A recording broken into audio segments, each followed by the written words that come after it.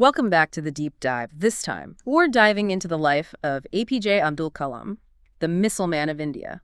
You've shared some excerpts from his autobiography, Wings of Fire, and I have to say, I'm already hooked.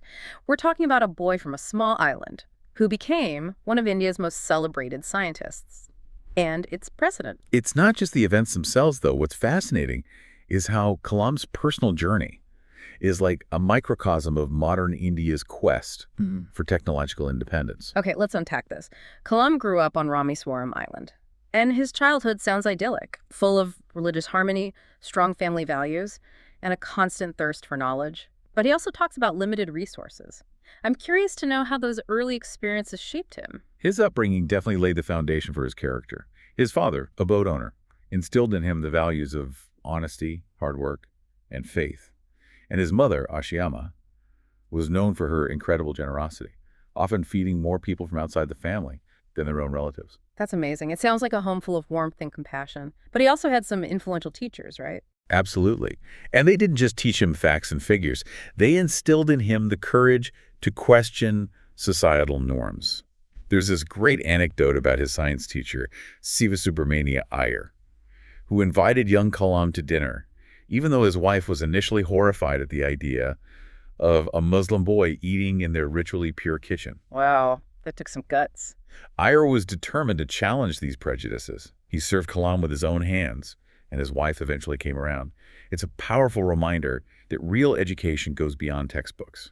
It's about shaping character and values. It makes you wonder, have you ever had a mentor who pushed you beyond your comfort zone? Someone who helped you see the world differently? I know I have. Kalam also talks about his cousin, Sam Sudden, the newspaper distributor.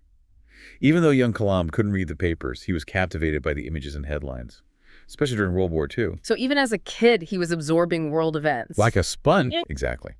And he even collected tamarind seeds during the war, selling them to a shop years later. He drew parallels between his childhood experiences of collecting seeds, reading headlines, and the global power dynamics he witnessed during the development of India's missile program. That's fascinating. It's like those seemingly insignificant childhood experiences planted the seeds for his future work. And speaking of seeds, there's another interesting thread in Wings of Fire, Kalam's lifelong fascination with flight. He talks about watching birds as a child, and later study aeronautical engineering. He even dreamed of becoming an Air Force pilot. Okay, hold on. Did that dream actually take off? Not quite. He narrowly missed the selection, coming in 9th. Sure. When they were only taking the top 8. Oh, man, that must have been crushing. So did he just give up on flying altogether? Not at all. This is where things get really interesting. He ended up taking a position at the Directorate of Technical Development and Production, AIR, in the Ministry of Defense. Okay, that makes sense. But this wasn't rocket science yet. Right. Not exactly. But here's the twist. His work on hovercrafts at DTD and Pierre actually gave him some unexpected insights that proved valuable when he later moved into rocketry. Whoa, so even what seemed like a detour ended up playing a role in his journey. That's pretty cool. It is. And speaking of detours, let me tell you how he finally made the leap to rocket engineering. It all started with a trip to Thumba Equatorial Rocket Launching Station, or TRLS for short. Okay, I'm all ears. Tell me more about this Thumba trip. Was it like love at first sight for Kalam and rockets? Pretty much. It was there he met Professor Vikram Sarabhai, a visionary leader in India's fledgling space program.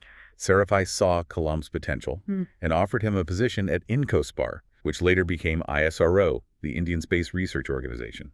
Talk about being in the right place at the right time. This is where India's space program really starts to take shape. Right. I read about them launching sounding rockets from Thumba. They did. And get this, they used a church as their assembly building. Can you imagine? No way! That's incredible. Right. And they faced all sorts of challenges. They had limited resources and had to improvise constantly. There's even a story about them having to manually transport the first Nike Apache rocket to the launch pad because their hydraulic crane failed. Wow, that's dedication. But they did manage to pull off the launch. They did. And it was a huge moment for India. But interestingly, it happened on the same day as President John F. Kennedy's assassination. That's incredible. What a juxtaposition of events, a triumph for India's space program against the backdrop of a global tragedy. It's a reminder that even in the midst of personal victories, the world keeps spinning with all its complexities. But back to Kalam. At this point, he's working on sounding rockets. So how does he transition to leading the development of India's first satellite launch vehicle, the SLV-3. That's what I'm dying to know. It sounds like a huge leap. Tell me, how did he go from rockets to being the missile man? Well, Professor Sarabhai saw Kalam's leadership potential and appointed him as the project manager for SLV-3. This was a major shift from scientist to leader, and it would test him in ways he never expected. Okay, I'm hooked. But before we jump into the SLV-3 saga, let's take a quick break and come back to hear all about how Kalam tackled this massive challenge. So we left off with Kalam taking on this massive responsibility of leading the SLV-3 project. This wasn't just about building a rocket. It was about proving India could stand shoulder to shoulder with the global space powers. And remember, this is the early 1970s. Resources were limited, and India was still finding its footing in the world of advanced technology. So how did Kalam approach this challenge? Did he rule with an iron fist? Not at all. Kalam had a very different leadership style. He believed in empowering his team, encouraging collaboration, and making sure everyone felt their contributions mattered. He was known for his clear communication and his ability to inspire those around him. Okay, so no screaming, no throwing coffee mugs, that's a relief. But building a satellite launch vehicle from scratch must have been incredibly complex. What were some of the hurdles they faced? They had to develop so much from scratch. The rocket technologies, the materials, even the software, and all this with limited resources and the usual bureaucratic red tape. But what's amazing is how they turn these limitations into opportunities for innovation. Can you give me an example? What sticks out in your mind? There's this great story about Professor Curie, the head of the French Space Agency, visiting their work center. He was so impressed by Kalam and his team that he actually advised Professor Sarabhai to give Kalam more freedom, to let him focus on the most critical areas of the project. Wow, that's high praise. But I'm sure there were still plenty of setbacks. Right. Especially with a project this ambitious. Absolutely. The first experimental launch of the SLV-3 in 1979, unfortunately, failed. It was a huge blow to the team. Imagine the pressure they must have felt. I can only imagine. So how did they bounce back from that? Kalam and his team are a perfect example of what not giving up looks like. They meticulously analyzed the failure, identified the issues, and went right back to work, making the necessary adjustments. They weren't going to let one setback derail their mission. That's inspiring. So did they eventually succeed? Yes. The second experimental launch, SLV-3E2, in July 1980, was a resounding success. They successfully launched the Rohini satellite into orbit, marking a historic achievement for India's space program. That's incredible. What a testament to their perseverance. So what happened next for Kalam? Did he just keep building bigger and better rockets? His work on the SLV-3 catapulted him to fame within the scientific community, and that's when he got an invitation that would change the course of his career. A move from space rockets to the world of missiles. He joined the Defense Research and Development Laboratory, DRDL, in Hyderabad. Wait, hold on. Missiles? That's quite a jump from launching satellites into space. It might seem like a big leap, but remember, the underlying technology for rockets and missiles is actually quite similar. Kalam's expertise in rocketry was exactly what India needed to bolster its defense capabilities. That makes sense. So what was the state of India's missile program at that time? Back then, India was heavily reliant on imported equipment for its defense. There's a real push to develop homegrown missile technology, and Kalam was the perfect person to lead the charge. That must have been daunting, taking on that kind of responsibility. What was his vision for India's missile program? Kalam wasn't content with just copying what other countries were doing. He wanted India to be self-reliant, a true leader in missile technology. He started by forming a missile technology committee and brought in experts from top institutions, like the Indian Institutes of Technology, the IITs, and the Indian Institute of Science, or IISc. So it was about building a network of expertise, not just working in isolation. Did that collaborative approach pay off? Absolutely. It led to the development of a project called Devil, which, while ultimately shelved due to budget constraints, provided valuable experience. But a bigger opportunity was just around the corner. Okay, I have to know. What was this new opportunity? It came in the form of a challenge, and it involved a key figure, Defense Minister R. Venkataraman. Ooh, sounds intriguing. And tell me more about this encounter. In 1982, Kalam, along with Dr. Arunachalam, the scientific advisor to the defense minister, presented a phased approach to missile development to Venkataraman. But the minister had a bolder vision. He asked them point blank, why not launch an integrated guided missile development program? Whoa, talk about a direct challenge. How did they respond? They were taken aback at first, but also excited by the prospect. They asked for some time to rethink their proposal. And that very night, Kalam, Dr. Arun, and Chalam worked tirelessly, basically pulling an all-nighter to come up with a new plan. Talk about dedication. So what did they propose? They went back to the minister the next morning with an incredibly ambitious plan: the development of 5 state-of-the-art missile systems, each designed to meet different strategic needs. They called it the Integrated Guided Missile Development Program, or IGMDP for short. IGMDP, got it. It sounds like a game changer. Did the government approve this bold new plan? They did. Venkatarman presented it to the cabinet, and it was approved with a budget of 388 crore rupees, which was a huge amount at the time. The IGMDP was born. That's amazing. So what was the first missile on their agenda? They decided to focus on the Prithvi missile first. This was a surface-to-surface tactical missile designed to be highly mobile and versatile. It was a real test of their capabilities and their commitment to developing technology independently. Okay, I need to know more about this Prithvi missile. What made it so special? Prithvi was designed to carry a 1,000-kilogram conventional warhead to a distance of 150 kilometers with an accuracy of 50 meters CEP. Hold on. CEP, what does that mean? CEP stands for circular error, probable. Imagine you're trying to hit a bullseye with an arrow. CEP tells you how close your arrows are likely to land to that bullseye.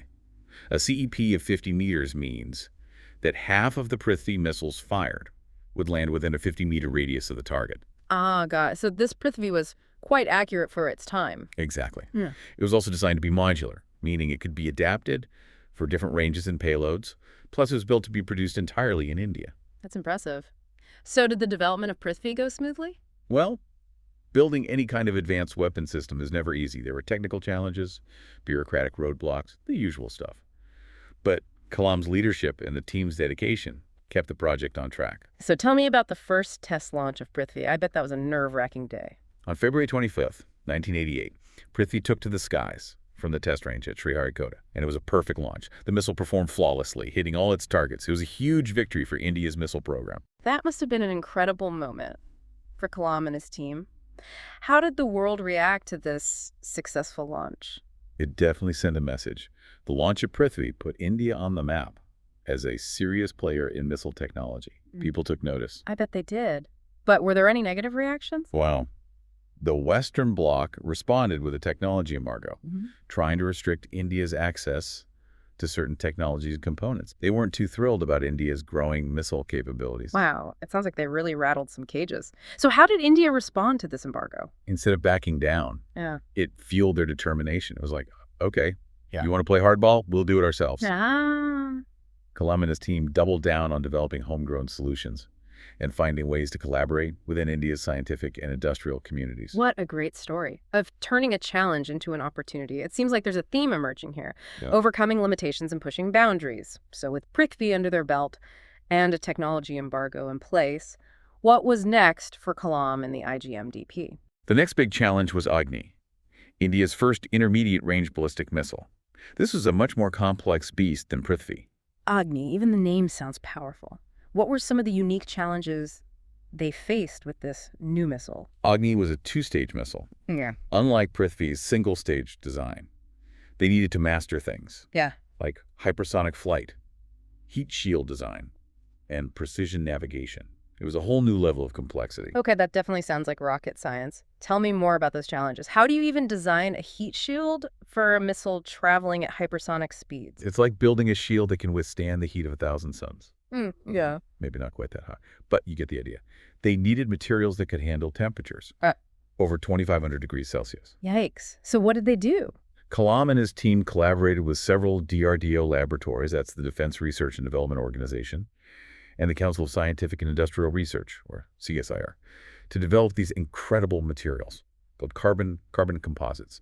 They were super strong and could handle extreme heat. Wow. That sounds incredibly advanced. So they were basically creating the materials they needed from scratch. Exactly. They also needed incredibly sophisticated software to simulate Agni's trajectory. Remember, this was an intermediate-range ballistic missile. It would travel outside the Earth's atmosphere before re-entering and hitting its target. Okay, that's mind-boggling. Did they have the computing power to do those kinds of simulations back then? Access to high-performance computing was limited in India at the time, but that didn't stop them. Instead of relying on imported software, They decided to build their own. No way, they wrote the software themselves. I did. They teamed up with Professor I.G. Sharma from ISC, who led the development of a program called Anukalpana.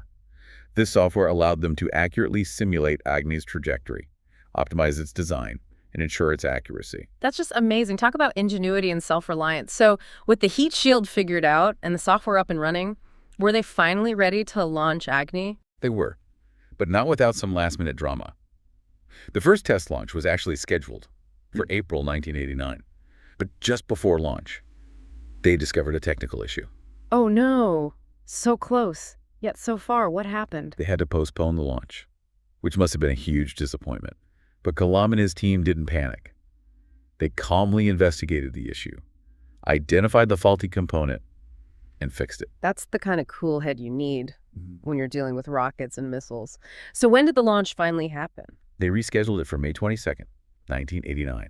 The entire nation was watching as Agni roared into the sky from the Interim Test Range, or IPR, in Chandipur, Orissa, and it was a picture-perfect launch. That's incredible. What a moment for India. What was the reaction like? It was a wave of national pride and relief. It was also a message to the world that India had arrived as a missile power. Agni put them in a whole new league. This is an incredible story of technological achievement. From sounding rockets to a full-fledged intermediate-range ballistic missile. It's amazing how far they came in such a short time, but I'm guessing the story doesn't end there? Not at all. Agni's success paved the way for even more advanced missile systems, like the Nag and Akash, which further strengthened India's defense capabilities. But it's important to remember that for Kalam, it was never just about the technology itself.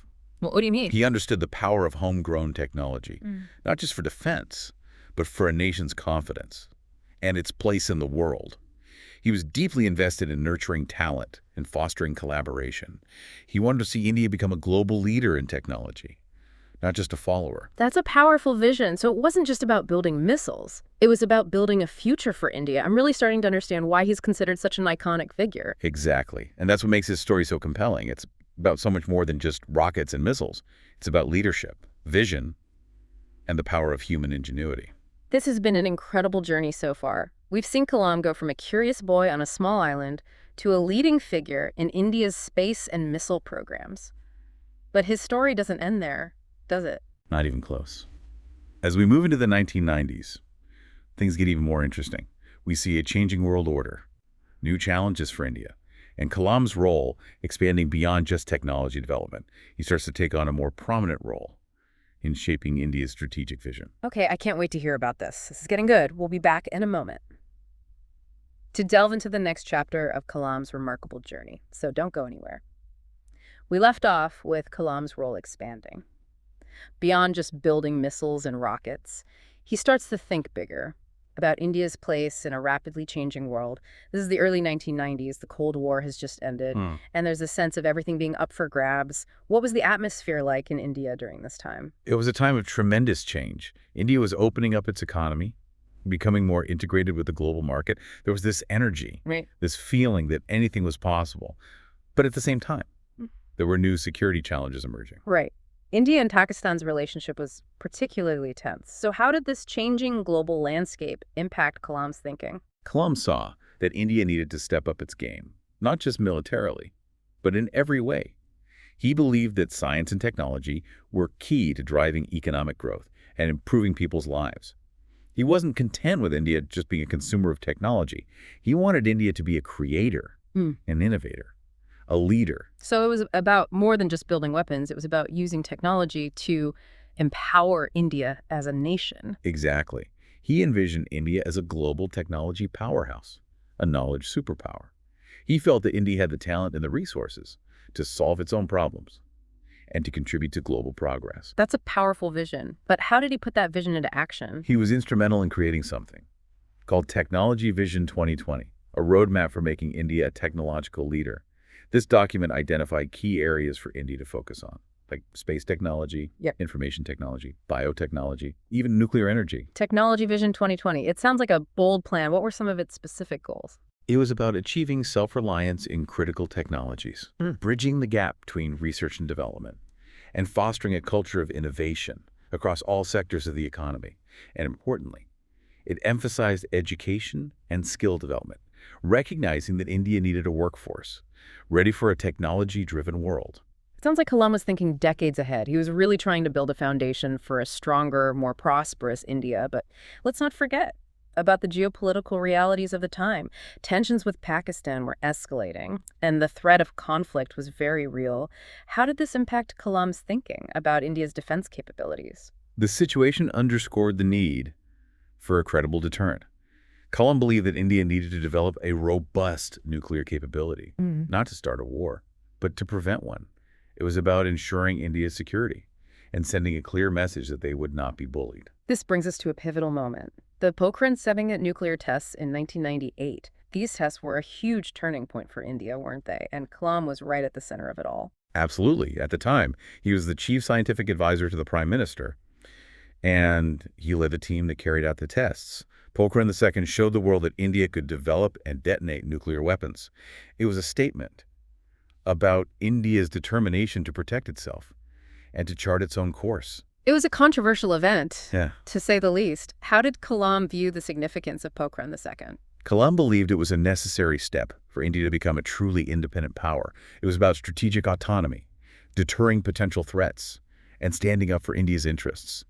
But he always emphasized the importance of using this capability responsibly, of adhering to international norms and treaties. So it's about strength, but also about responsibility. It's fascinating to see how his scientific mind was also engaged with these complex geopolitical issues. But let's talk about Kalam, the person. After decades of service to India's scientific and defense communities, what did he do next? Here's where things take a truly remarkable turn. In 2002, Kalam became the 11th president of India. President of India.